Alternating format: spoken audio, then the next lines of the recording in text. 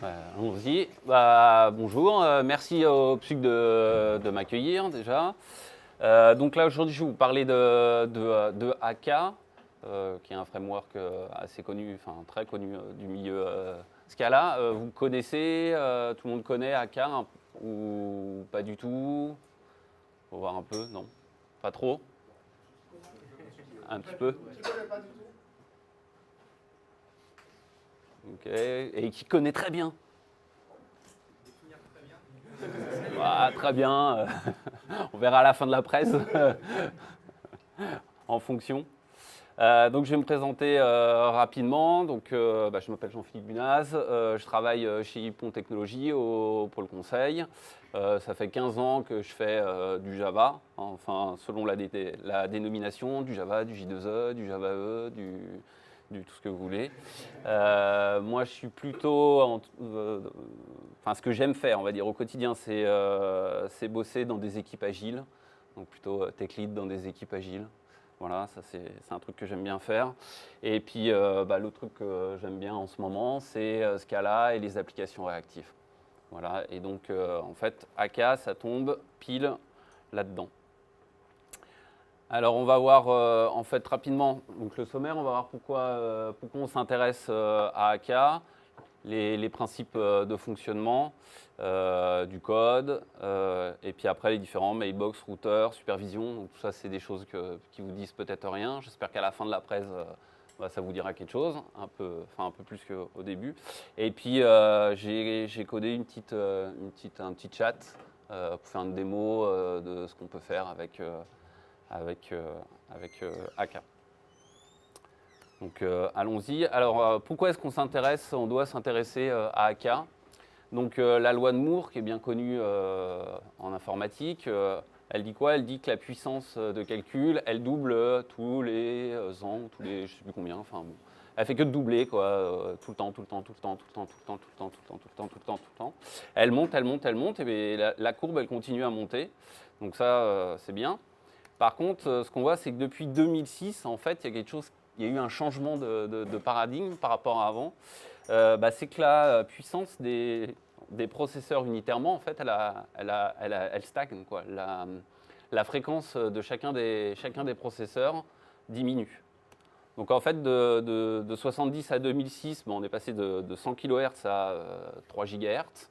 Et en fait, depuis 2006, si la puissance augmente, c'est essentiellement dû au fait qu'on a de plus en plus d'unités de calcul. Donc au lieu d'avoir un processeur qui calcule très très vite et de plus en plus vite, en fait, depuis 2006, on a des corps en plus et des processeurs en plus ou des serveurs en plus. Donc maintenant, en fait, avant, on était plutôt sur une logique de scalabilité verticale, où en fait, dès qu'on avait un problème, la base de données qui répondait pas assez vite, le serveur d'app qui était trop lent, c'est ce genre de choses, ce qu'on avait tendance à faire, c'était appeler IBM ou Sun et puis leur demander de venir et puis de rajouter de la mémoire sur les serveurs ou d'augmenter la fréquence, de rajouter des procs, des choses comme ça. En tout cas, on avait plutôt tendance à augmenter la puissance des machines. Et depuis maintenant, on va dire une petite dizaine d'années, on a plutôt tendance à, quand on veut augmenter la puissance de calcul dont on a à notre disposition, au lieu d'augmenter la puissance unitaire d'une unité de calcul, on va plutôt rajouter une unité. Donc on va rajouter un deuxième serveur, un troisième serveur, un cinquième serveur, un sixième serveur, un cinquantième serveur, un 300e serveur. Donc sur les grosses applications comme LinkedIn, Google, tous ces trucs-là, en fait, ils ont tellement de serveurs qu'on les compte même plus. Donc ça, en fait, ça nous oblige aujourd'hui à faire du multithreading. On doit coder en multithreading. On ne peut plus maintenant faire un algorithme où on va faire les choses de manière procédurale, les unes après les autres, et se dire que ça va aller, quoi. On est confronté à un problème qui est que maintenant on est obligé de travailler et de faire du multithread. Donc le truc, c'est que nous, essentiellement, on fait des applis web. Enfin, je sais pas si dans la salle il y a des gens qui font autre chose que des applis web. Je ne sais pas s'il y a beaucoup, mais je pense que là, ici, on fait à peu près tous des applis web. C'est quand même une grosse partie de de notre travail. Et en fait, quand on fait une appli web, eh ben, on traite déjà des requêtes en parallèle. En fait, on le fait déjà. Enfin, en fait, on a deux utilisateurs qui se connectent sur notre serveur, et les deux utilisateurs qui vont se connecter sur notre serveur, ils vont être traités en parallèle. Il n'y en a pas un qui va attendre que l'autre ait fini.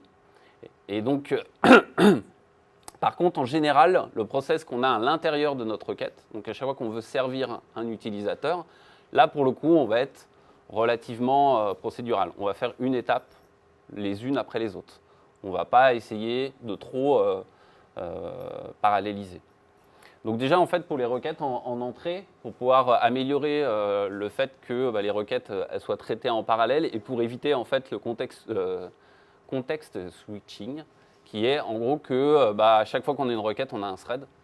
Et après, en fait, c'est l'OS qui va gérer, lui, le fait de switcher et de faire calculer un thread plutôt que l'autre. Parce que de toute façon, le serveur, s'il a 4 unités de calcul, s'il a 4 cœurs, il ne pourra traiter et faire que 4 opérations en même temps. Donc après, c'est l'OS qui va, lui, switcher, en fait, qui va switcher et faire travailler une thread plutôt que l'autre. Et ça, en fait, c'est assez coûteux. Donc on a assez vécu ces dernières années en se disant un thread, c'est pas très grave, et on crée autant de threads qu'on a envie de créer de threads. Mais en fait, en vérité, c'est assez coûteux d'avoir beaucoup de threads. Donc le but, ça serait de limiter ce nombre de threads. Et pour faire ça, en fait, ce qui a été fait, c'est qu'au lieu d'avoir un thread pour chaque personne qui se connecte sur le serveur, maintenant les serveurs d'app, ils supportent des requêtes non bloquantes.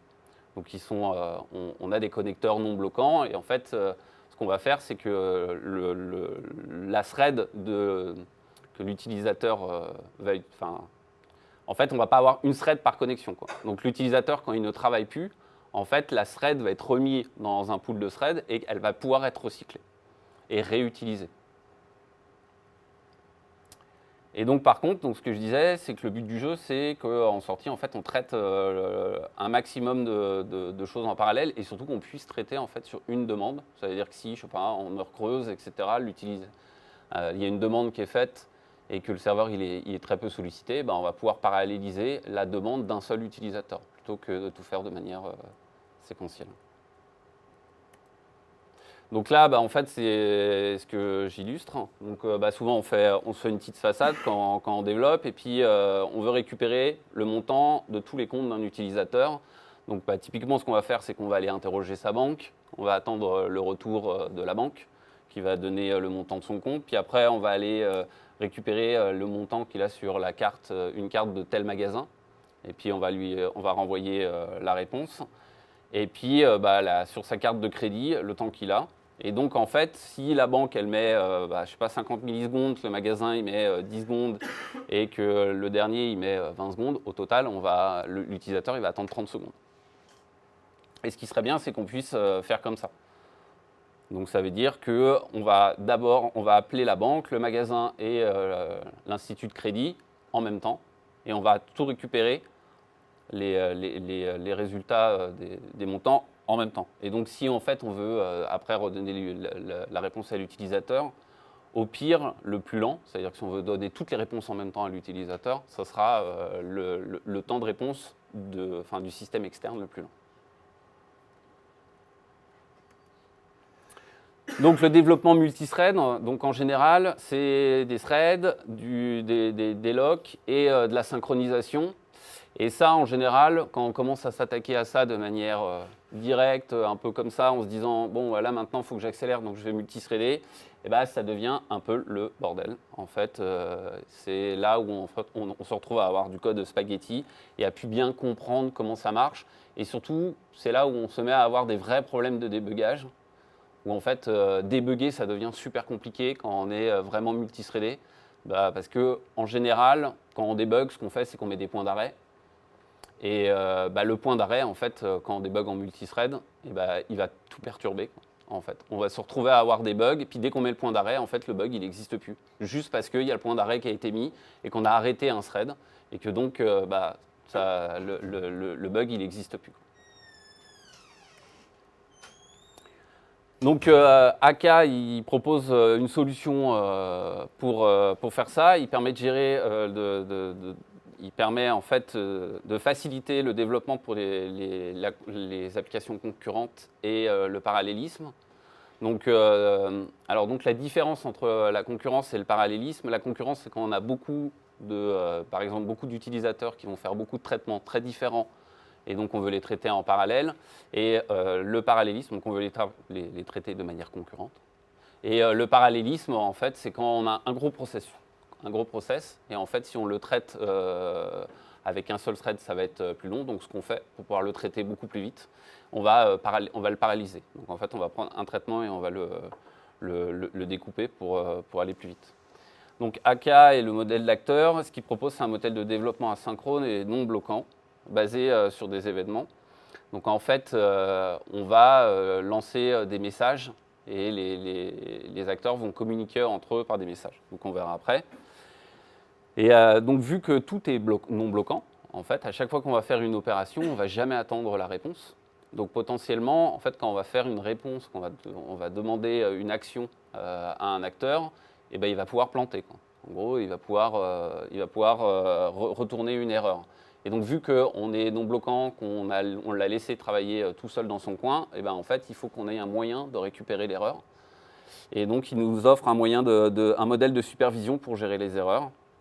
Et donc, le sens même du framework, c'est d'être distribué. Donc, il a été créé dans ce sens-là et il est pensé pour ça. Donc un acteur, individuellement, c'est quoi? Un acteur, c'est une tâche indépendante, c'est des tâches indépendantes qui communiquent entre elles de manière asynchrone via des messages. Donc en fait, un acteur, c'est quelque chose, c'est une unité qui va vivre seule et qui ne va rien connaître du monde extérieur. Et pour lui envoyer et pour qu'il reçoive des informations depuis l'extérieur, on va le faire au travers de messages. Donc on ne va pas l'appeler directement, mais on va lui envoyer des messages. Donc ce que je disais sur le parallélisme, donc admettons qu'on ait un gros process, ce qu'on va faire quand on travaille avec des acteurs, c'est qu'on va essayer de le casser en plein de tout petits process. Et ce qu'il faut essayer, c'est de penser à ces process pour qu'ils soient indépendants les uns des autres. Donc ça ne sert à rien en gros de casser un gros process en plein de petits process si en fait on est obligé de faire le process 1, puis le process 2, puis le process 3, puis le process 4, puis le process 5, puis le process 6. Le but du jeu, c'est d'essayer de tout casser en plein de petits process qui vont pouvoir au maximum tourner de manière parallèle. Donc on sait que ce n'est pas toujours possible et à un moment, il y a toujours besoin de faire des choses l'une après l'autre. Mais le but, c'est d'essayer de réfléchir à son programme de cette manière. Dans les acteurs, en fait, souvent ce qu'on fait, et ce qui est préconisé dans le modèle de développement, c'est plutôt que d'avoir plein de petits process de manière anarchique dans notre système, ce qu'on va essayer de faire, c'est de les hiérarchiser. Donc en fait, on va avoir un très gros process qui serait mon petit process en haut sur le schéma. Et lui, on sait qu'on a déjà 2 process qui peuvent se faire en parallèle, qui vont être des process moyens. Et puis après, il va y avoir 3 petits process qui dépendent du deuxième, encore en dessous. Donc on essaye de hiérarchiser en fait, les acteurs au maximum. Donc un acteur, pour fonctionner, il a besoin de messages, c'est par lui qui communique. Donc si on fait un peu de code, voilà, la tête d'un message. Hein. Donc en ce cas-là, c'est une case class. Donc c'est juste un bin en Java, enfin voilà, un truc tout bête. Et un acteur, donc en fait, ce qu'on voit, c'est juste une classe avec une méthode particulière, qui est la méthode receive. Et c'est la méthode où en fait l'acteur va recevoir tous les messages depuis l'extérieur. Et après, en fait, on va faire des cases en fonction du message. Donc là, on voit, j'avais mon myMessage en haut. Et donc, on va pouvoir recevoir un message myMessage. Et on pourra en avoir n dans l'acteur. On peut avoir autant de messages. L'acteur peut recevoir autant de messages qu'il a envie Après, c'est à lui de le traiter. Donc en Java, on aurait une succession de instances off. Donc si c'est une instance, c'était ainsi de suite, quoi. Ce qui n'est pas quand on vient de Java et qu'on utilise le framework d'acteurs en Java, c'est pas hyper, enfin, je sais pas, ça fait bizarre, quoi, en fait. C'est plutôt un pattern de faire des instances off quand on code en objet, on nous dit de jamais faire.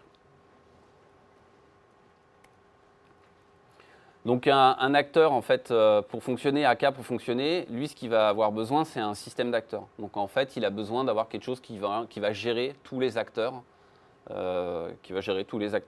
Donc l'acteur système, bah, c'est juste pareil, une classe qu'on va instancier. C'est un acteur système et on va lui donner un nom. Donc après, dans un programme, on peut avoir plusieurs systèmes d'acteurs. On peut en faire plusieurs. Maintenant, communément, on essaye d'en avoir qu'un seul. Qu'on réutilise. On réutilise toujours le même système d'acteurs sur notre programme. Alors le système d'acteurs, quand on le lance, en fait, il retient, enfin, il bloque la JVM. Donc si on veut ensuite, après, pouvoir l'arrêter, il faut arrêter le système d'acteurs au moment où on arrête. Donc par exemple, si on a un serveur d'app, on veut l'arrêter proprement, sans faire un kill, faut bien penser à avoir dans le cycle du serveur d'app un endroit où on arrête le système d'acteurs, sinon le serveur d'app ne s'arrêtera jamais. Et donc là, en fait, on voit comment on initialise un acteur. Donc pour initialiser un acteur, c'est là toute la subtilité du système. On ne va pas faire de new de l'acteur parce qu'en fait, il est où il est, on ne sait pas comment.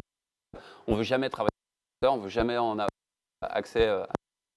Donc ce qu'on fait, on va demander au système d'acteur de créer un acteur dans mon exemple MyActor et il va donner en fait mais il n'aura pas en tant que.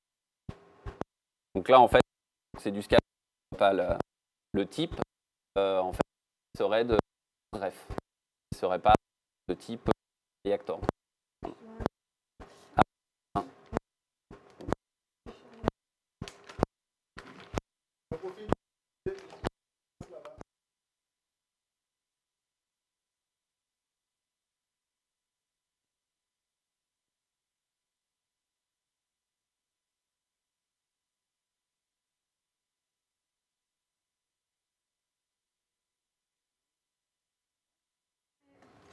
Pas de souci.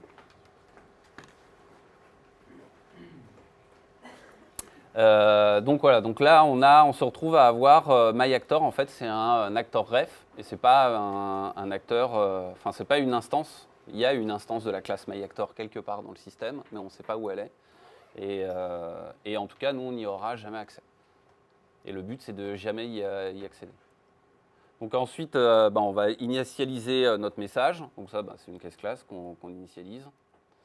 Et ensuite, après, on peut envoyer un message à l'acteur. Donc là, en fait, ça sera la méthode point d'exclamation, en fait, enfin la fonction point d'exclamation, pour envoyer un message à l'acteur. Et quand c'est un point d'exclamation qui est la méthode telle, en fait, là, on est en mode fire and forget. Donc ça veut dire que là, il envoie le message et après, boum, il passe à l'étape d'après. On a oublié ce qu'il faisait. Et donc, si on veut pouvoir récupérer en fait un retour de l'acteur, il faut utiliser la fonction ask et elle va retourner un futur de any parce que en fait, on n'est pas typé sur les messages. Donc en gros, en retour, on peut recevoir l'acteur, lui, va pouvoir renvoyer un message à la personne qui a initialisé l'envoi du message initial. Et en fait, on récupérera la sortie via un futur. Donc 2-3 règles sur les actors qui sont évidents quand on code en Scala. Enfin, en tout cas, c'est naturel pour un développeur Scala de faire ce genre de choses. Donc un acteur, il exposera jamais son état. Donc a priori, il ne faut pas utiliser de var, en tout cas accessible depuis l'extérieur. On peut utiliser des var à l'intérieur d'un acteur, mais en fait, elles seront accessibles que par lui. Donc on n'aura jamais d'accesseur, de méthode de getter, de setter, enfin de trucs sur l'acteur pour accéder à une variable interne. Donc là, on voit, il est caché derrière ma flèche. Donc c'est un var. Et les messages également. Les messages également, il faut qu'ils soient immuables. Sinon, en fait, donc ça c'est vraiment le point le plus important parce qu'en fait, le fait qu'un acteur expose, pour aller trouver une méthode d'un acteur, il faut vraiment le faire exprès, quoi. C'est-à-dire que dans le système d'AK, pour réussir à avoir une instance de l'acteur réel et de modifier depuis l'extérieur un état interne, faut le vouloir, il faut le chercher. Toutes les méthodes et toutes les fonctions d'AK retournent toujours des références à l'acteur et ne retournent jamais l'acteur en lui-même. Donc en fait, il faut vraiment le faire exprès. Par contre, sur un message, on peut très bien, voilà, sans faire exprès, mettre des états dans un message. Et ça, en fait, c'est pas conseillé. Donc, il faut vraiment que le message il soit immuable.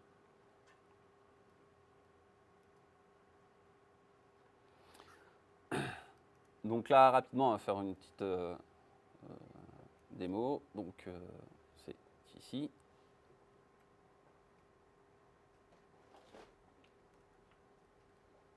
Toc.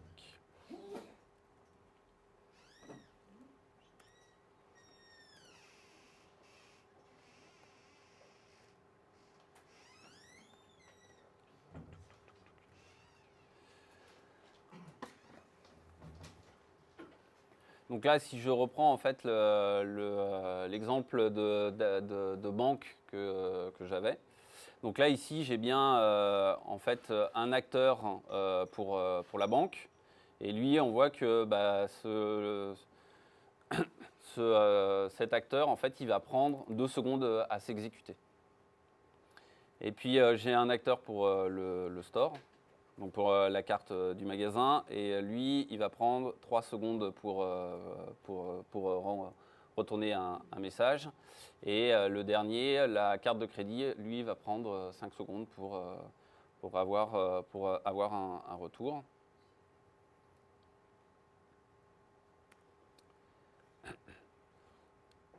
Et donc là, en code, on voit bien ici, j'initialise mon système d'acteurs. Là, ici, je vais chercher des références à mes 3 acteurs. Donc la banque, le store, le crédit, la carte de crédit. Et puis là, à chaque fois, en fait, je veux avoir les infos, donc un account message que j'ai créé et qui permet juste d'avoir le montant pour l'ID 10. Et là, en fait, je vais faire les trois envois l'un à la suite de l'autre. Et après, je vais avoir un résultat. Je vais récupérer le résultat ici. Donc, j'ai fait des asks. Donc, j'ai bien 3 futurs en retour. Je récupère mes trois montants et puis je vais les afficher.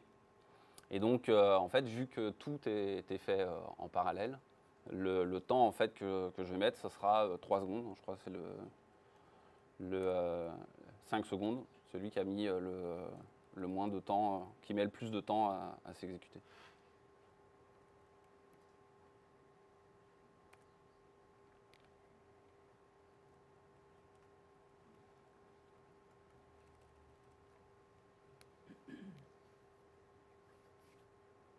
Donc là, voilà, on voit qu'en gros, il a bien mis 5 secondes pour aller récupérer les trois comptes, les montants des trois comptes. Donc là, en fait, je vais relancer pour hop, bien qu'on voit le fait que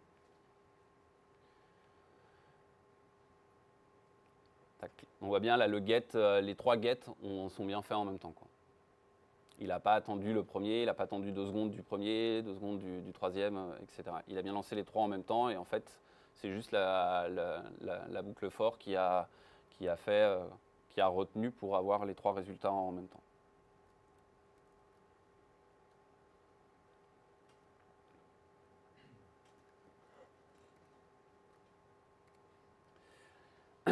Alors dans les acteurs et dans AK, il y a une chose à bien comprendre, c'est donc la gestion des messages et le fait que chaque acteur va être lié à une mailbox ou va s'empiler les messages les uns au-dessus des autres. Parce qu'un acteur ne va traiter qu'un seul message à la fois.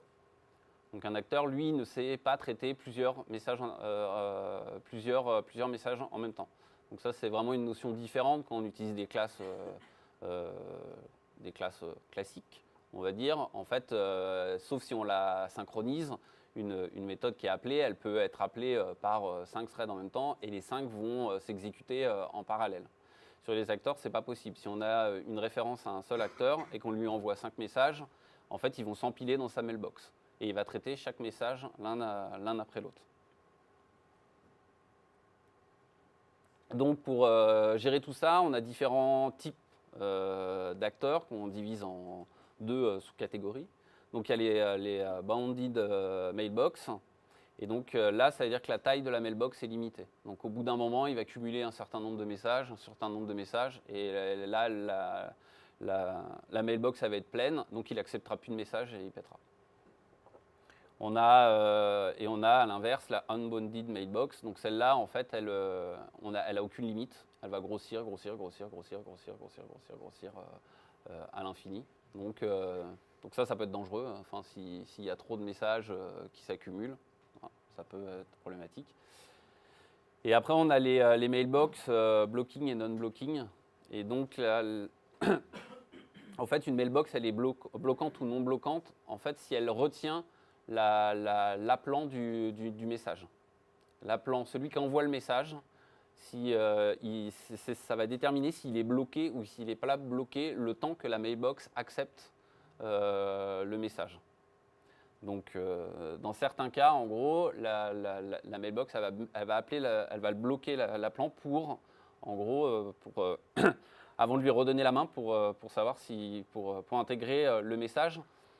Et ça, en fait, pour pouvoir gérer en interne différentes choses, et notamment, en fait, dans une des mailbox qu'on va voir, c'est assez important.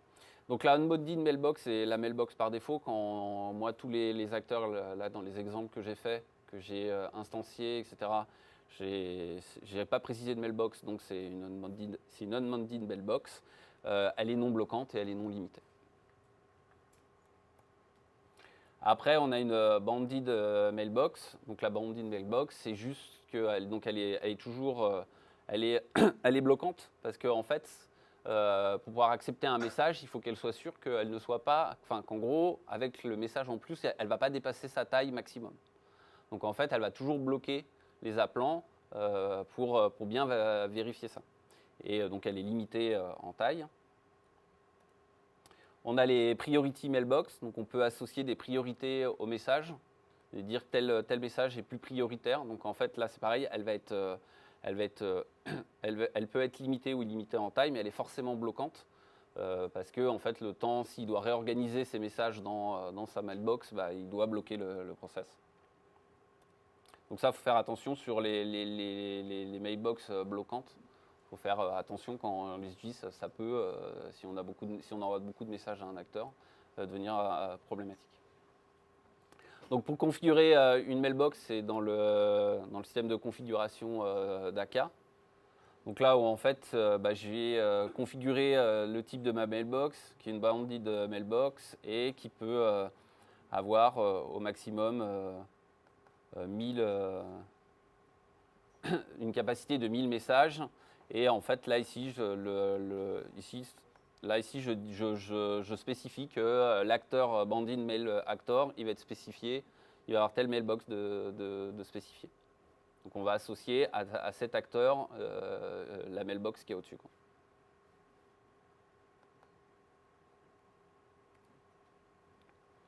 Et donc après, en fait, on va lui dire en fait à l'acteur comment, enfin, pour s'initialiser avec la mailbox. Ici, on voit ici que je précise à l'acteur la mailbox qu'il va utiliser quand on l'instancie.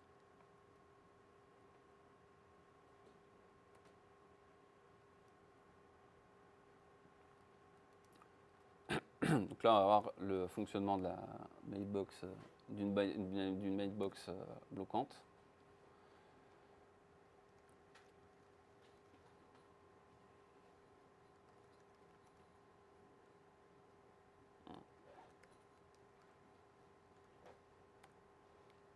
Donc là, en fait, j'ai défini ma mailbox, donc qui est de type banded mailbox, avec une capacité maximum de 4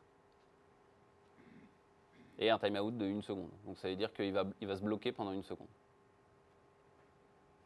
En attente pour attendre le temps que, en gros, la mailbox, elle devienne, que sa capacité, elle se soit réduite, qu'il puisse reprendre un message.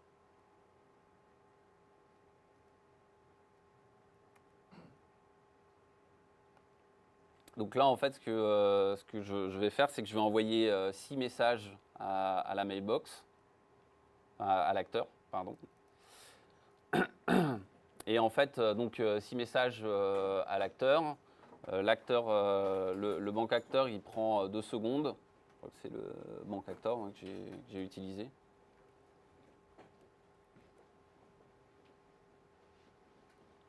Donc lui, il prend 2 secondes à retourner, sa réponse. Donc en fait, ce qu'il va faire, c'est que le premier, il va prendre le message, il va mettre 2 secondes pour s'exécuter. Donc les 4 autres messages, ils vont s'empiler dans la mailbox. Donc à 5, donc les 5 premiers ils vont être acceptés par la mailbox et le 6e, il va être rejeté.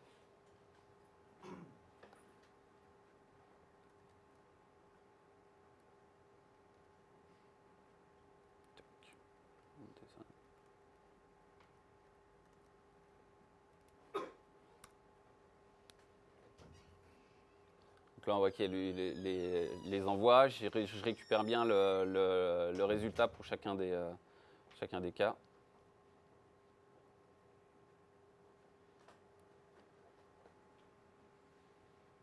Et le 6e, en fait, là dans le info, on voit qu'il n'a pas eu le message. Il n'a pas reçu le message. Donc là, c'est ici, hop, il nous l'indique. Donc là, on a bien reçu, en fait, on a envoyé 6 messages, on n'a reçu que 5 réponses. Parce que le dernier s'est fait dégager. Et du coup, tu t'en où le dernier Dans la dead mailbox, en fait.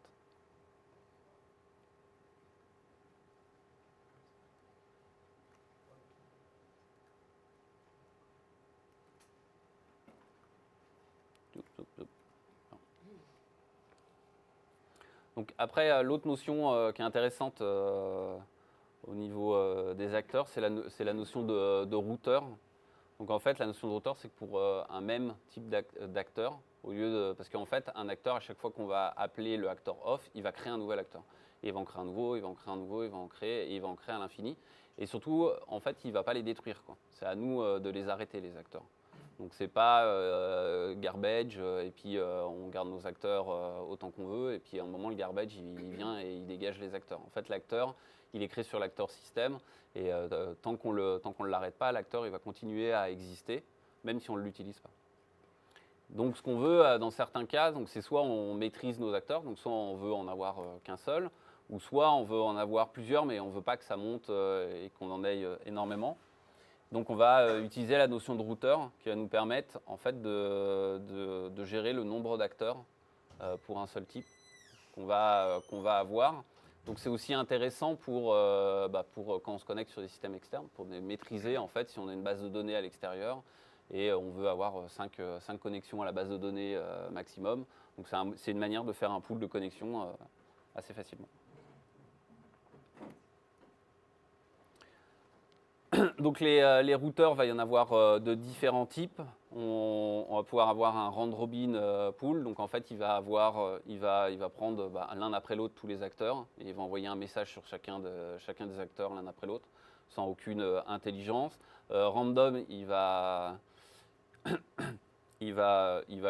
faire au pif à chaque coup. Balancing pool. Je ne sais plus exactement, je crois que c'est sur la puissance en fait, on peut lui donner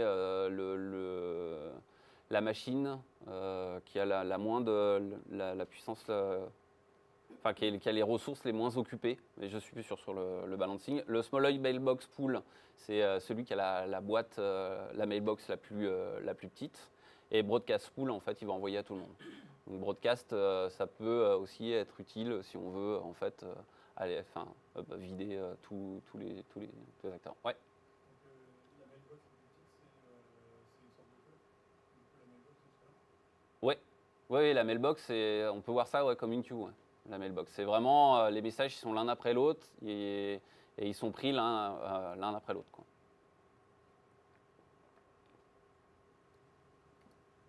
dans la broadcast, en fait, tous les acteurs vont traiter le même message. Ouais.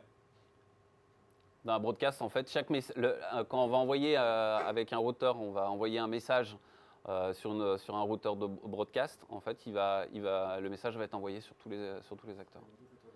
Ouais. Non, ils vont tous le traiter. Donc voilà, là c'est pareil, donc toujours la kconf pour créer un routeur et on lui définit le nombre d'instances.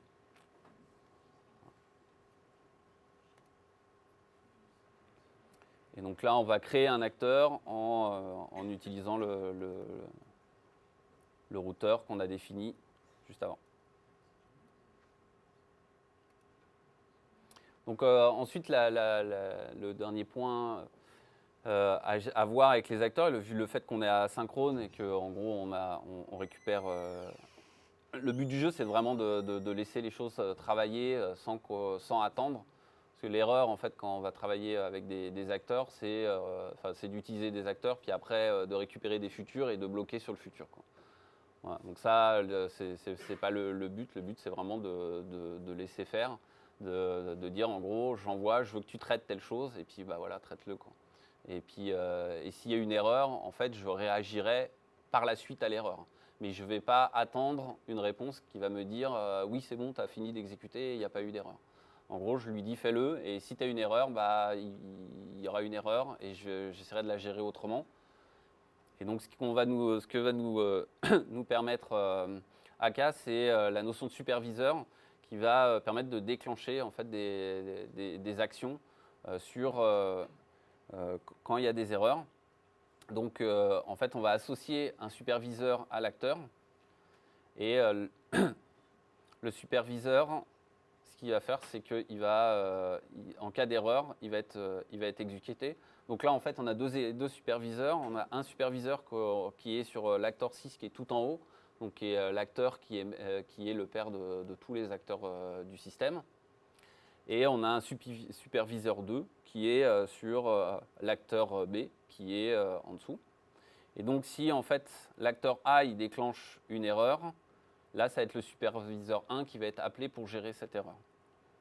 Donc là, qui est en haut. Si on a l'acteur B qui génère une erreur, ça va être le superviseur 2 qui va être appelé.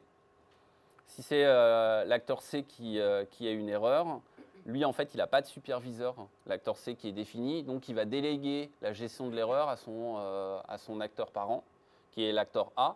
Et l'acteur A, il n'a pas non plus de superviseur, donc il va déléguer à son superviseur parent, qui est l'acteur 6. Donc ça sera le superviseur 1 qui sera utilisé. Et l'acteur D, ça sera le superviseur 2, parce que en fait, le D va déléguer à son parent, qui est l'acteur B, et ça sera géré au niveau du superviseur 2.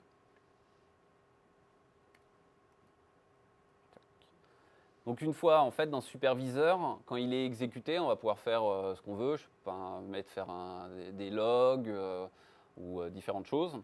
Et par contre, après, on doit décider qu'est-ce qu'on va faire de l'acteur.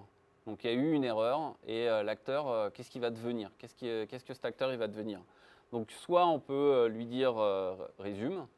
Donc en fait, résume, ça veut dire qu'il ne va rien faire. L'acteur va rester dans l'état dans lequel il est. Soit on lui dit restart, ça veut dire bon, il a eu une erreur, c'est pas terrible, mais en gros on l'aime bien cet acteur. Donc ce qu'on va lui demander, c'est de se redémarrer, se réinitialiser. Soit on lui dit stop. Donc là, on a eu une erreur et en fait, on ne veut plus du tout qu'il traite de messages. On considère que l'acteur, il est plus viable pour être utilisé, donc on l'arrête. Et la dernière étape, c'est escalader. Et donc ça, en fait, c'est le comportement par défaut. Quand on lui dit rien, il monte et qu'on lui met pas de superviseur, en fait, il escalade automatiquement jusqu'au au superviseur maître. Donc voilà un peu de code pour définir, on va dire, un acteur, donc un superviseur. Donc là, ici, on définit le superviseur. Et là, en fait, on va définir notre superviseur sur un routeur. Donc en gros, on va cumuler la définition d'un routeur et d'un superviseur en même temps.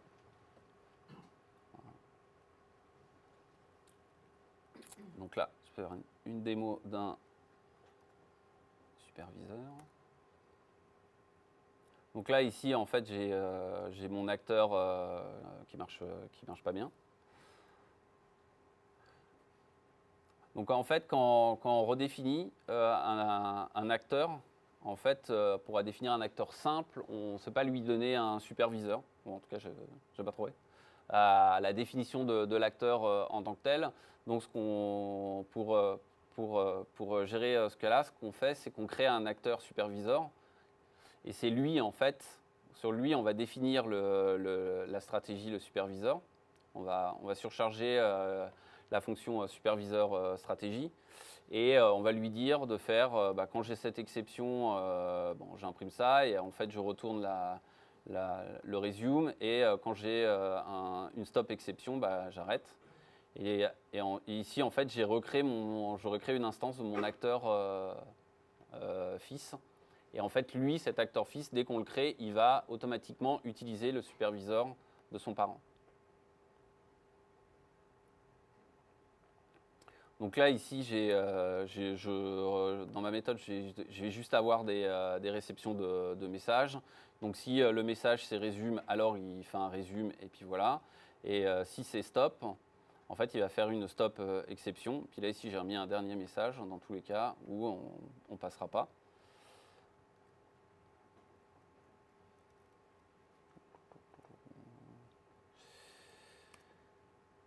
Et là, en fait, dans mon test, en fait, ce que je vais faire, c'est que je vais envoyer un message de résume. Donc, je vais attendre, j'attends entre chaque pour pas que ça passe trop vite. Donc, le premier, en fait, il va avoir une erreur, mais vu qu'on lui dit résume, l'acteur il va continuer à vivre normalement.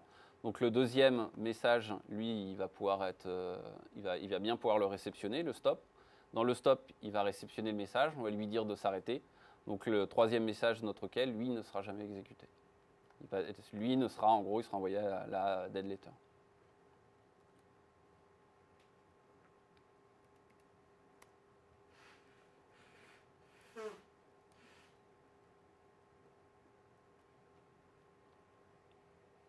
Donc là, on voit bien, il a démarré, on a l'acteur resume qui a bien été reçu, le stop, on voit l'exception. Stop exception et après on voit qu'il a été arrêté et le dernier message lui il peut pas, elle n'a pas été délivrée parce que l'acteur en fait n'existe plus, il a été arrêté.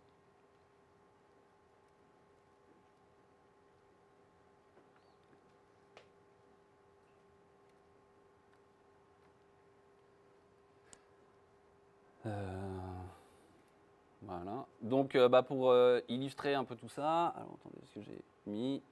En fait, on va pouvoir.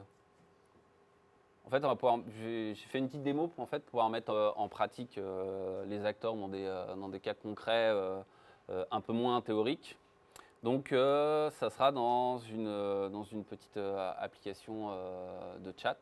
Donc où en fait, il y a une chat room et puis deux personnes vont pouvoir se connecter sur la chat room et discuter ensemble. Donc pour faire ça, en fait, la première étape de ma chat room, en fait, je vais utiliser les WebSockets. Donc Paul va se connecter en WebSocket sur ma chat room. Et à la connexion, ça va initialiser Paul, il va initialiser un plus de lumière, un acteur qui va représenter en fait sa connexion en WebSocket. Et Pete, en fait, il va faire la même chose. Il va se connecter et il va se créer un acteur de la même manière. Et en fait, ces acteurs, ils vont souscrire à ce qui est appelé un médiator, qui est un acteur, en fait, sur lequel, qui est un event bus, quoi. Donc, sur lequel, en fait, on va pouvoir souscrire pour pouvoir ensuite, que tous les acteurs qu'on souscrit sur un topic vont pouvoir recevoir des messages de cet acteur. Donc là, ici, c'est ça ici le service entry point. Donc ça, c'est pour faire du WebSocket.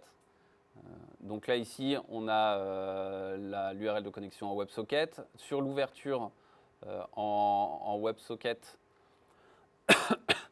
ici, je vais créer un actor et que je vais garder ici tout le long de la durée de vie de la WebSocket.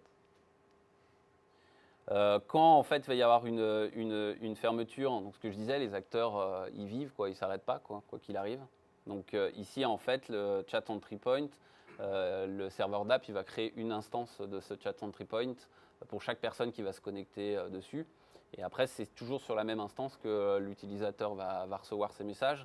Mais et donc le jour où ça se ferme, à un moment le garbage collector il passera et il va le dégager, mais pas l'acteur. Donc là ici je garde une référence de mon acteur dans ma classe. Il faut bien que sur la fermeture, en fait, je ferme l'acteur et que je lui dise bah, c'est bon, l'acteur, tu peux l'arrêter.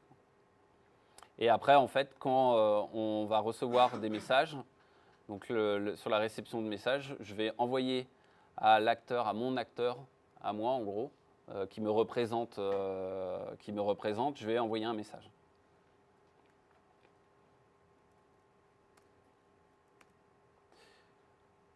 Donc là, ici, je vais avoir mon acteur WebSocket. Donc lui, mon acteur WebSocket, ce qu'il va prendre en paramètre, c'est la session WebSocket pour pouvoir communiquer avec le client. Et le user ID. Et à l'initialisation, là, en fait, je vais utiliser ce que je disais, le Mediator, qui est un distributed pub/sub. Et pour souscrire au topic chat, je vais envoyer un message subscribe, qui est un message interne à AK, qui va dire maintenant, en gros, moi, acteur, je vais recevoir tous les messages, tu vas me faire suivre en fait tous les messages qui vont aller sur le topic chat. Donc là, lui, en fait, il ne sert à rien. Je voulais faire un autre cas, mais ça ne sert pas à ça. C'est une ligne que j'ai oublié de supprimer. Et donc là, ici, sur la suppression, sur l'arrivée d'un message, ce que je vais faire, en gros, c'est je vais renvoyer ce message au médiateur pour que en fait, tout le monde soit informé que j'ai envoyé un message. Pas que je sois le seul à avoir envoyé un message. Donc là, ici, c'est bien un cas, en fait, et c'est un peu la gymnastique qui est un peu compliquée avec AK, c'est qu'on est bien là. Aussi, on a un cas où en fait on va passer et où je vais avoir le message de chat. Et en fait, ça, c'est mon entry point WebSocket qui l'envoie. Ici, ce message.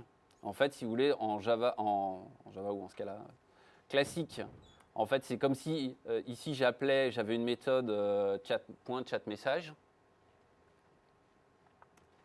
Et ici, j'ai une deuxième méthode qui est un deuxième cas qui est le delivery message. Et en fait, le delivery message, c'est lui qui le renvoie via le mediator.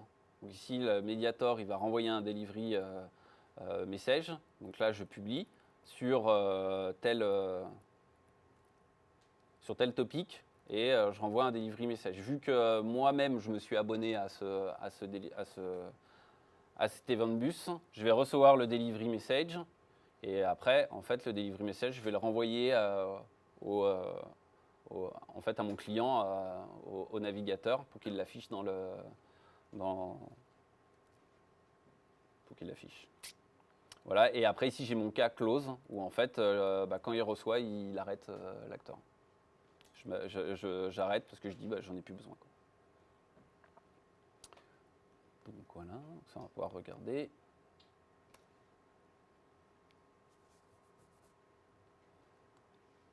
Donc voilà, là je démarre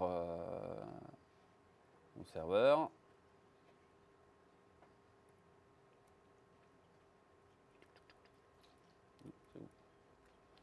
Voilà. Donc là, ici, je vais me connecter avec 2 personnes. Donc là, ici, je suis Pete. Et là, de ce côté-là, je suis Paul. Et donc là,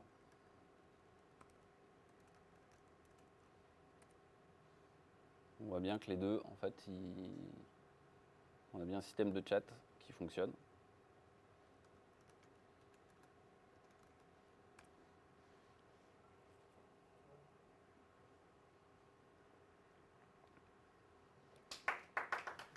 Bravo. Alors ça, ça marche pas mal. Mais en fait, le problème, c'est qu'est-ce qui se passe si, ce que je disais, hein, le but d'Aka, c'est pas d'avoir un seul serveur, c'est d'en avoir 3000, quoi. Donc là, ici, mon système, il marche bien avec un seul nœud. En fait, il marche avec un 2 nœuds parce que j'ai feinté. J'ai directement utilisé le publisher, en fait, cet objet-là, qui est un publisher. Non, je suis pas sur le bon truc. Tac, tac, voilà, j'ai directement utilisé le distributed PubSub, qui lui est un event bus qui est clusterisable et qui va fonctionner sur l'ensemble du cluster. Dans AK, il y a un event bus classique qui n'a rien à voir avec les acteurs, hein, c'est juste des appels et une interface qui permet en gros d'avoir un event bus mais qui ne fonctionne que sur une seule JVM. Donc là en fait pour faciliter l'exemple j'ai mis directement l'event bus clusterisable. Donc là en fait je vais pouvoir démarrer un deuxième nœud. Non, c'est pas ça que je voulais faire.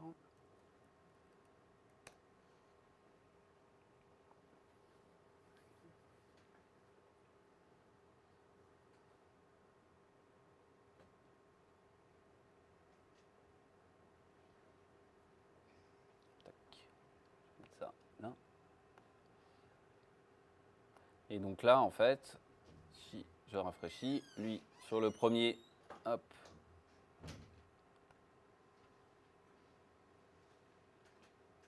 Alors, j'avais mis un truc, mais je ne l'ai plus ici.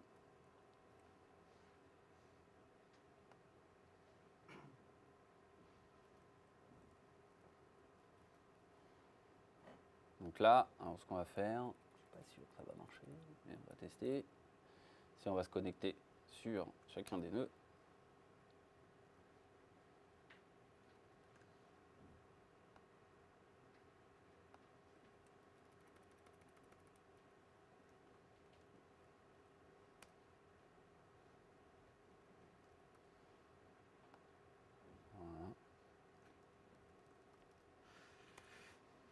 On voit bien, là je suis bien sur deux nœuds différents et le système continue à fonctionner. Et si ici j'arrête le nœud 1, donc ça va fonctionner, hein. Par contre je suis obligé de tricher, je suis obligé de rafraîchir mon client. Parce que en fait, le système va continuer à fonctionner. En fait, donc là, dans le truc n'est pas terrible, l'exemple. En fait, après, donc le système va continuer à fonctionner, quoi. Même si on perd un nœud, ça continuera à fonctionner. Si je perds le nœud 1, alors que c'était le premier nœud que j'ai démarré, qui est le maître, on va dire, c'est le nœud 2 qui va prendre le relais. et donc ça continuera à fonctionner. Donc là, il faut qu'on soit en fait sur... c'est là pour bien vous montrer que en fait, j'étais bien sur 2 nœuds, parce que là, en fait, en localhost comme ça, j'ai un Apache qui va load balancer en fait sur les 2 systèmes. Donc c'était pour bien être sûr que je triche pas. Les 2 serveurs, comment ils font pour savoir où trouver l'autre système celui d'en face? Alors ça, c'est en fait, c'est en définissant un cluster d'acteurs. Et donc ça, hop. Voilà. Donc là, c'est via ce fichier, on lui dit en gros que d'utiliser un système d'acteurs clusterisé. Là, en fait, c'est un serveur Netty qui va s'ouvrir et qui va recevoir les messages. Donc là, ici, le port 0, en fait, il prend un port tout seul automatiquement. Donc moi, au démarrage, dans ma ligne de commande pour lancer, mon nœud, en fait, voilà, ici, je lui donne le port de Netty. Et après, en fait, je lui donne les seed nodes. Donc ça veut dire que c'est les serveurs qu'il va appeler pour rejoindre le cluster. Donc en fait, là, j'en ai défini 2. Je pourrais lancer 3000 nœuds. Tant que j'en ai un des 2 qui est démarré, il va rejoindre le cluster sur un de ces 2 nœuds. Voilà.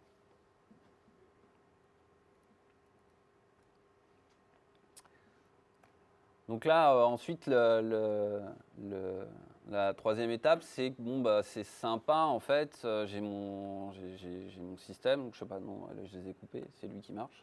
Bon, je n'ai plus aucun qui marche.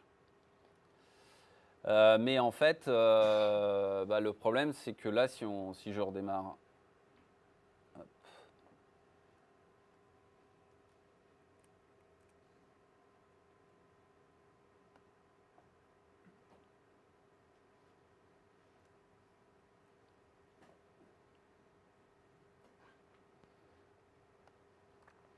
Donc là, ici, si je le redémarre, là, je fais mon test. Tac, lui, il envoie plein de messages. C'est sympa, mais mon bonhomme à côté, quand il se connecte, en fait, il n'a pas l'historique de la chatroom. En fait, il se connecte, il n'a que son dernier message. Donc pour faire ça, ce qu'on va utiliser, c'est un acteur qui est hyper intéressant dans le framework d'Aka, c'est les persistent actors. Donc le persistent actor, ça va nous permettre en gros de sauvegarder l'état d'un acteur dans en fait, l'état d'un acteur. Et en fait, c'est un système qui est fait pour faire de l'event sourcing. Grosso modo, donc, pour résumer l'event sourcing, en fait, c'est au lieu de stocker l'état d'un élément, donc on va stocker tous les changements en fait qui ont amené à ce qu'il arrive à tel état. Donc typiquement aujourd'hui j'ai un t-shirt, j'ai un pull, je sais pas, ocre on va dire, et demain bah, j'aurai sûrement un pull bleu. Donc en cas normal, dans une base de données, on aurait eu un champ couleur de pull et on aurait eu ocre. Et puis le lendemain, on serait revenu, on aurait refait une requête dans la base, on aurait eu comme champ, on aurait eu couleur de pull, on aurait eu bleu. Quand on fait de l'event sourcing, en fait, on aurait dans notre base de données, aujourd'hui, on aurait un événement avec j'ai mis un pull ocre. Et demain, j'aurai un autre événement avec j'ai mis un pull bleu. Voilà. Et donc, en fait, ça nous permet, en event sourcing, d'avoir toutes les étapes, en fait, à chaque fois, et on ne sauvegarde que les changements. Donc ça a un gros intérêt, ça a beaucoup d'intérêt. Déjà, ça nous permet d'avoir l'historique de changement de tous les changements qu'il y a eu sur un objet. Donc, dans beaucoup de cas, ça nous évite d'avoir à gérer des historiques. Et puis, de manière plus pragmatique, quand on veut distribuer des applications pour avoir moins de problèmes, ce que ça nous permet surtout, c'est qu'on ne fait jamais d'update et jamais de delete. En fait, on ne fait que des inserts. Et donc, quand on travaille avec un back-end, quand on fait que des inserts, ça va super vite, quoi. Et on n'a jamais de problème de contention. Donc voilà, donc là pour faire ça,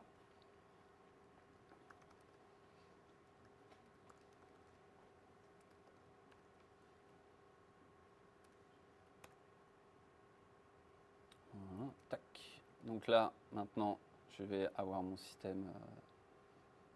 Donc là ici donc là on revient, là ici j'ai mis de la persistance. Donc là ici en fait on va utiliser un plugin pour faire les sauvegardes. Donc là, c'est level DB. Donc en gros, c'est ce qui donne out of the box AK et ce que ça permet de sauvegarder dans des fichiers sur disque. Après, on peut se développer les plugins qu'on veut, Cassandra, base de données, tout ça. Enfin, on peut se faire plaisir. Voilà. Et après, hop. Donc là, je me suis créé un room acteur. Et donc en gros, un room acteur, il va être composé quoi? D'un persistant acteur, qui est lui. Et donc en gros, le persistant acteur, on va lui envoyer des commandes. Et à chaque fois qu'il va avoir une commande, on va persister. On va persister les valeurs du... Voilà. On va persister les éléments. Donc là, ici je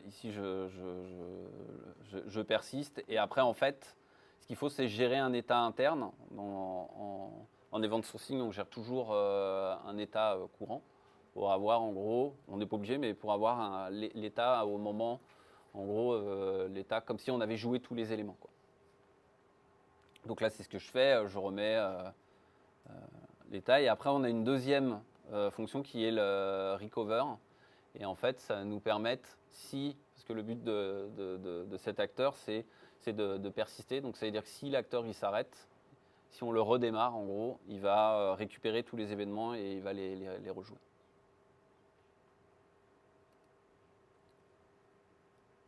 Voilà. Donc là, ici, si je me connecte, il faut que je redémarre.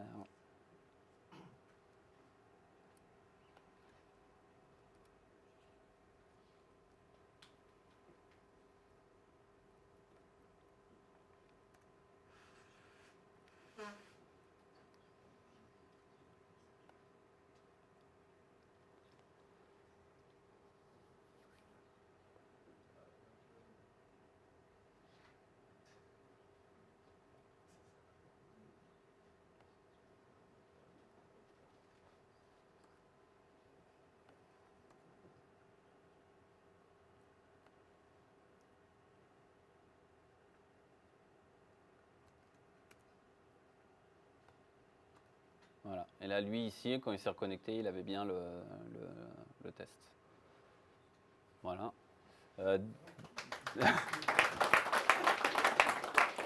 Donc, dernière étape rapidement. En fait, donc là, si on regarde ça maintenant, donc on est toujours en mode distribué.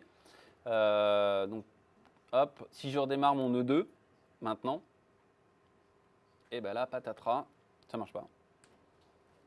Alors ça marche pas, pourquoi? Parce qu'en fait, je vais avoir initialisé l'acteur, la room acteur qui sauvegarde mon acteur persistant. Je vais l'avoir initialisé sur les deux nœuds. Et les deux nœuds en fait pointent vers le même répertoire. Et là il me dit non, ça va pas, quoi, ton répertoire c'est pas bon, quoi. Donc en fait, pour gérer ce cas, en fait il y a une méthode, c'est qu'on a la notion d'acteur, de singleton acteur. Et donc en fait, on n'aura qu'une seule instance d'acteur sur tout le cluster. Donc là ici, ce que je mets sur le schéma 3, ici on a une room, on va avoir notre acteur ici room qui est notre acteur persistant qui va sauvegarder dans la base de données. Et en fait sur le deuxième nœud, je vais avoir un room proxy qui va me permettre en gros d'avoir en gros une image de cet acteur là. Donc alors attention, ça c'est bien quand on a très peu d'acteurs. Mais quand on commence à avoir énormément d'acteurs, le problème du singleton, c'est qu'en fait, il se met sur le serveur le plus vieux. Et donc, il va mettre tous les singletons sur le même serveur. Donc, ça peut poser des problèmes. Donc, si après, quand c'est le singleton acteur, c'est bien pour des cas simples, isolés. Mais dès qu'on veut faire distribuer sur plein de serveurs, en fait, on va plutôt utiliser un cluster sharding, qui va permettre là de vraiment distribuer les acteurs de manière un peu plus fine.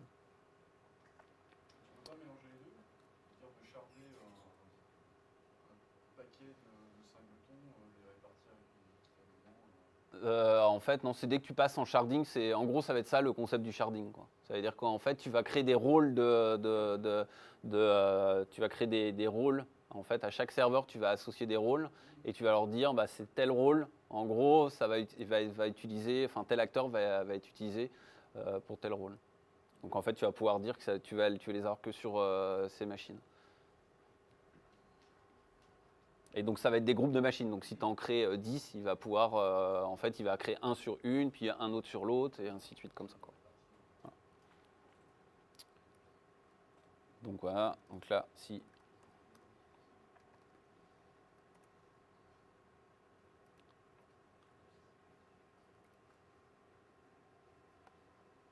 Là, hop, j'arrête mes deux.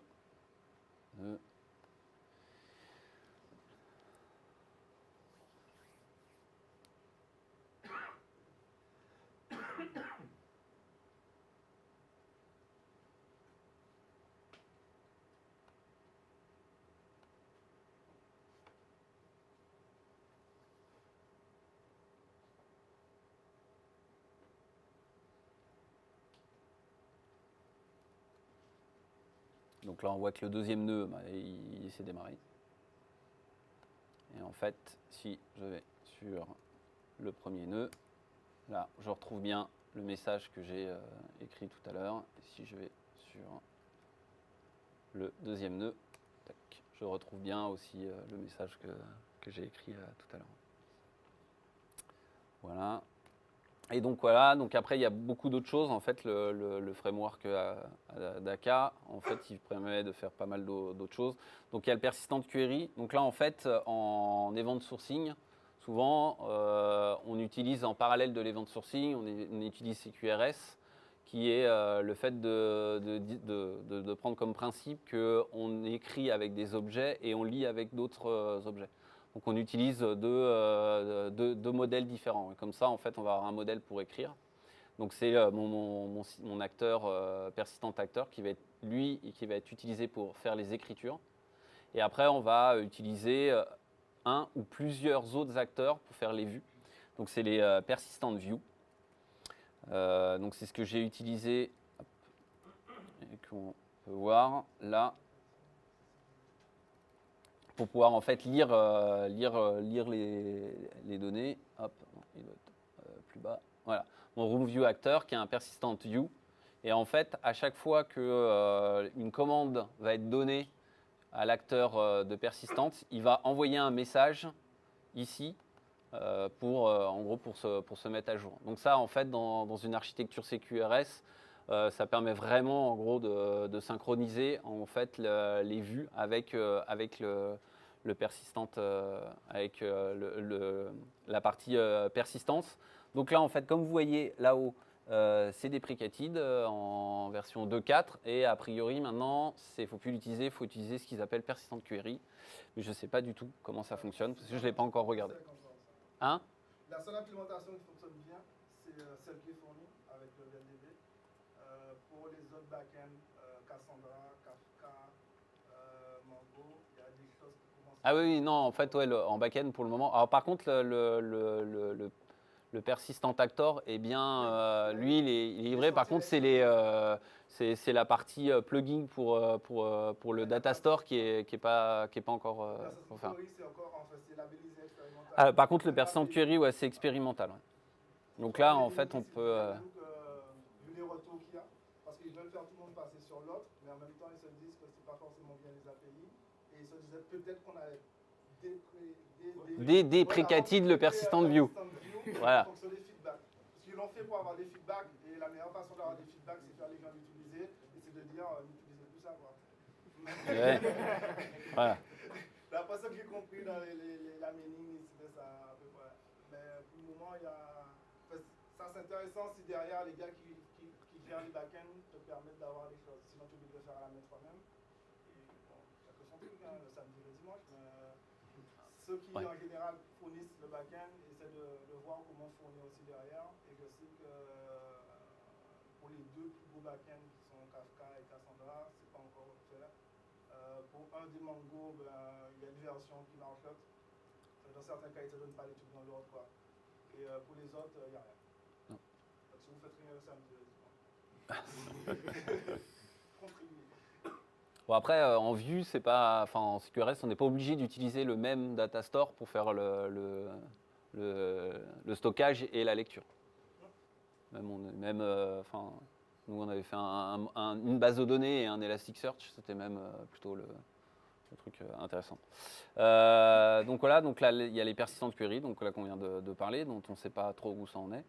Alors le circuit breaker, ça c'est un utility que moi j'aime beaucoup. En gros, c'est quand on appelle un système externe, c'est d'avoir un circuit breaker qui va permettre, en fait, selon des règles, de gérer le fait qu'on va arrêter d'appeler le système externe, grosso modo. Donc en fait, on va appeler, je sais pas, typiquement on va appeler tous mes comptes, on a les 3 comptes, et là à ce moment-là, en fait, on a le compte du magasin qui se met à être ultra lent, quoi. Il met à répondre en 50 secondes. Et donc, ce qu'on a, on peut utiliser un circuit breaker qui va dire, bah moi, en fait, si le système il met plus de 50 secondes à appeler, et bah, je bloque. Je bloque les appels et en fait, je vais passer, j'ouvre un circuit breaker. Et donc, le circuit breaker, c'est un raccourci où il va soit renvoyer une erreur pour dire, bah non, en ce moment, je ne suis pas dispo, soit envoyer des caches. Dans certains cas, on peut mettre en mémoire et puis bah, voilà, l'info qu'on aura, ce sera une info qui aura 1 heure au lieu d'être une info fraîche, etc. Donc ça, c'est un pattern qui est top, quoi. Et donc, même si vous n'utilisez pas des acteurs, le truc qu'il faut mettre sur tous ces projets et qui coûte rien, c'est Istric, qui permet de faire ça, qui est une librairie de Netflix. Et donc ça prend 30 secondes à mettre en place. Et ça, si vous avez beaucoup de systèmes externes, ça vous sauve la vie, quoi. Donc le sharding, on en a parlé. Et puis après, le gros truc d'Aka, c'est Aka Stream, qui va suivre le Reactive Stream, qui permet en fait de faire du stream avec des... Bon, voilà, enfin... Et après, tout le reste qu'utilise des acteurs. Play utilise des acteurs pour son asynchronisme, Prey. Et après, le TypeSafe Activator. Donc ça, c'est un outil qui est livré par TypeSafe. Où il y a plein de templates de tutoriaux, etc. Voilà.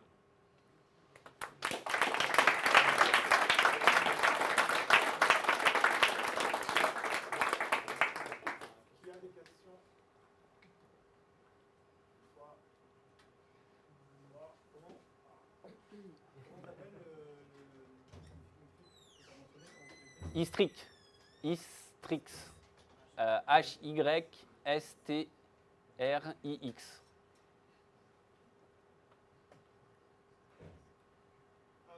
quoi le framework que tu as utilisé pour WebSocket? De quoi? Le framework que tu as utilisé? Aucun. C'est aucun. Les annotations, c'est tes trucs aussi? Ah non, les annotations, en fait, c'est la JSR, je sais plus combien, là, machin, truc. Et après, c'est un JT, en fait, que j'ai démarré, un bundle JT. Question? Oui. Bonsoir. En fait, le mailbox, est-ce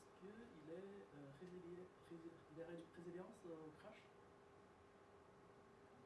On a persistant acteur qui permet après recevoir les événements persister, mais avant on le reçoit.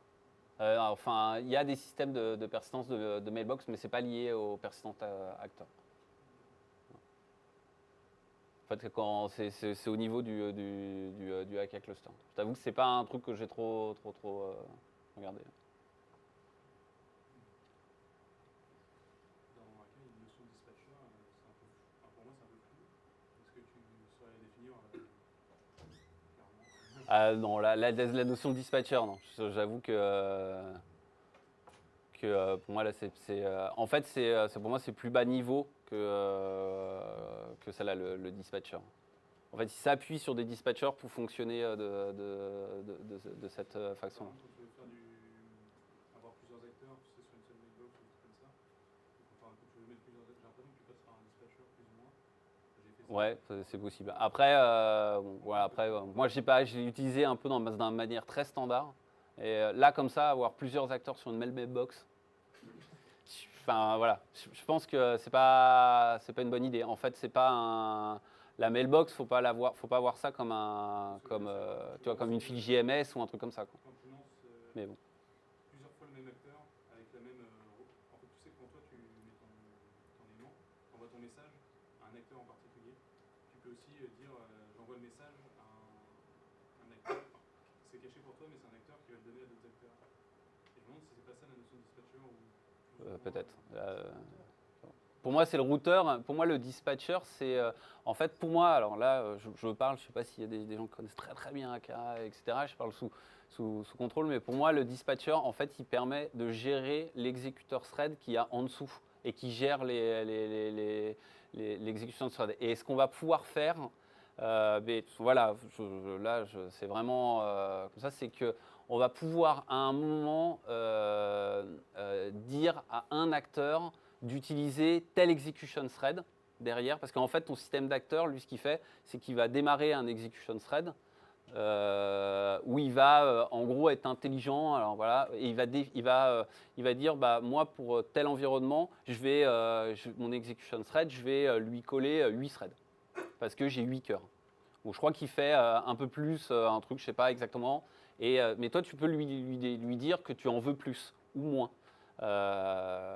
Plus ou moins. Et dans le dispatcher, pour moi, ce que tu vas pouvoir faire, c'est que tu vas pouvoir associer un execution thread à certains, alors je ne sais pas si c'est acteur système ou certains acteurs, pour en gros, ce que ça va t'éviter, c'est par exemple si tu as des batchs ou des choses comme ça, où tu sais vraiment que tu vas avoir un acteur, cet acteur, il va te bloquer la thread pendant très longtemps. Donc tu ne veux pas le mettre sur ton truc de tout venant, quoi.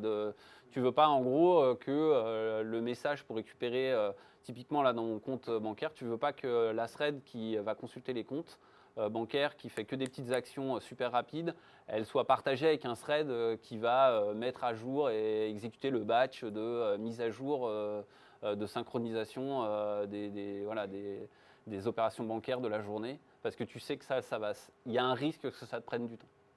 Voilà. Pour moi, c'est ça la notion de dispatcher. Mais en termes de code, etc., pour moi, ce que tu dis, c'est plutôt le routeur. C'est de la paramétrisation. Enfin, c'est niveau code, je me rappelle bien, c'est du paramètre, c'est ton fichier conf.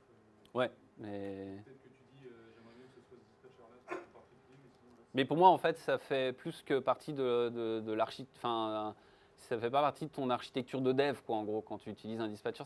Enfin, pour moi, on est plutôt dans le système, dans la mise en prod, dans le tuning, etc. Voilà. Mais bon, c'est comme ça que je l'ai vu, donc j'ai pas creusé plus, donc je sais pas, en gros, voilà, si. Non, bon, pas dispatch. Dernière.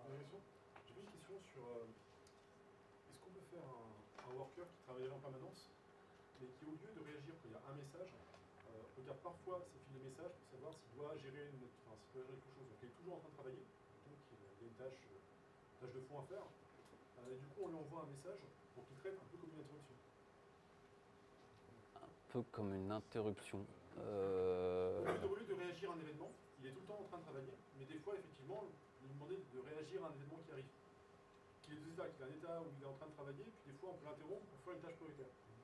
Il peut tourner tu peux avoir un truc qui tourne, et ton acteur, ton cible, il reste. Si tu Ouais, là comme ça, je vois pas. Enfin, je pense que ça doit être possible, mais enfin, pour moi, c'est un design de comment tu vas développer ton truc, voilà. Ouais, c'est un peu l'inverse de la philosophie. Ouais, parce que la philosophie, ce qui te garantit, c'est que théoriquement, tant que tu n'utilises pas de feature à l'intérieur de ton acteur, il n'y a pas d'autre message qui va venir en parallèle. C'est ça le principe de base. Ouais. Donc, ce que tu veux faire, je crois que c'est contre nature en fait. C'est pas du tout la philosophie. Non, mais par contre, ce que tu veux faire, c'est comment tu organises. Ça va être une hiérarchie d'acteurs. C'est-à-dire que tu vas pouvoir faire un acteur par an qui, lui, quand tu dis tout le monde travaille en parallèle, c'est lui ce qu'il fait. En gros, ce qu'il prend, c'est qu'il prend plein de messages en entrée. qui représente en gros le travail que ta tâche de fond en gros en travail. Donc ça, tu peux le faire avec un scheduler ou des choses comme ça. Donc il va recevoir plein de messages, le parent, et il va en renvoyer des messages sur des workers qui sont en dessous. Et lui, en fait, à un moment, il va pouvoir recevoir un autre message. Et avec la priority mailbox, tu vas pouvoir prioriser pour dire que ce message, il passe en premier. Et donc, il va l'envoyer sur un worker avant les 10 milliards d'autres qu'il a. Peut-être que sans Voilà. passer par un scheduler, à la fin, tu fais un traitement qui est. Ouais. c'est ça, c'est que tu t'envoies toi-même. Oui, ou tu t'envoies toi-même, ouais. Ouais. Il y a un truc, je ne sais pas si ça peut t'aider sur. Mais en fait, tu as un truc qui s'appelle FSM qui permet de gérer des états dans les acteurs. Et en fait, tu peux simplement déclencher des comportements différents selon l'état dans lequel il est. Donc, un message, ça peut changer son état ou changer la manière dont il va traiter les messages dans un état. Donc, ça peut simuler ce genre de comportement, mais ça ne veut pas dire que ton traitement il va être continu. Ça veut toujours dire que tu vas jouer un asynchrone, donc tu vas pouvoir gérer différentes manières de envoyer des messages. Ouais. Ce que j'ai besoin, c'est d'avoir un thread qui travaille tout le temps, mais qui a comme accès à la mailbox. Mais il travaille tout le temps, il a des L'idée à la base, Ouais. c'est d'avoir une VM en fond qui interprète, mais qui peut recevoir des messages pour faire du contrôle. T'as pas besoin qu'il fasse quoi que ce soit tant qu'il n'a pas reçu le message. Tu peux l'invoquer C'est ou. qu'il interprète, donc il passe son temps à appeler, donc j'avais le choix aussi entre envoyer systématiquement le message next instruction, systématiquement, que je voulais bypasser, vu que c'était juste un message qui s'enverrait à elle-même en disant instruction suivante. Donc en gros, je voulais mettre le while, systématiquement, mais qui puisse accéder à la mailbox. Exactement. Bah, tu t'envoies un message toi-même, next ligne, et puis tu mets une priority mailbox. Ouais. la priorité au message extérieur par rapport à ce que Ça, du coup, ça coupe. Donc l'idée, c'est de bypasser le. Ouais, ouais. Enfin, un truc comme Mail-Alarm, en fait, on est plus dans le design. C'est comment en fait organiser ton appli après. Enfin, le cas, je pense qu'il est faisable, mais voilà. Par contre, c'est si tu veux, en gros, que sur ce message, t'arrêtes en gros les autres traitements, parce que c'est pareil. C'est-à-dire qu'il faudra que tu trouves un système pour qu'il arrête d'envoyer d'autres messages, quoi. Mais, voilà. Merci beaucoup. Bah, c'est moi.